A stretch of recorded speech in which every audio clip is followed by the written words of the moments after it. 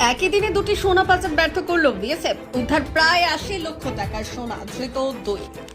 একই দিনে পর দুটি পাচারকারীকে সোনা সহ আটক করল বিএসএফ। উদ্ধার হলো প্রায় ৮০ লক্ষ টাকার সোনা।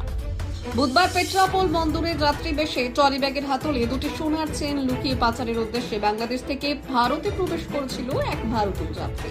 তবে সীমান্ত রক্ষী ১৪৫ নম্বর ব্যাটালিয়নের জওয়ানদের তল্লাশিতে ধরা পড়ে যায় সে। উদ্ধার হয় সোনা। অন্যদিকে একই দিনে বাংলাদেশ থেকে খালি করে আসা ট্রাকের কেবিন থেকে উদ্ধার হয় ৫টি সোনার বিস্কুট। বিএসএফ জওয়ানদের কাছে সূত্র মারফত খবর আসে একটি ট্রাকে সোনা পাচার হবে। এরপর তল্লাশি চালাতে উদ্ধার হয় সেই সোনা। আটক করা হয় গাড়ি চালককে। দুটি ঘটনায় উদ্ধার হওয়া সোনার ওজন ১,০৪৯.৬৬ গ্রাম, যার আনুমানিক মূল্য প্রায় ৮০ লক্ষ টাকা।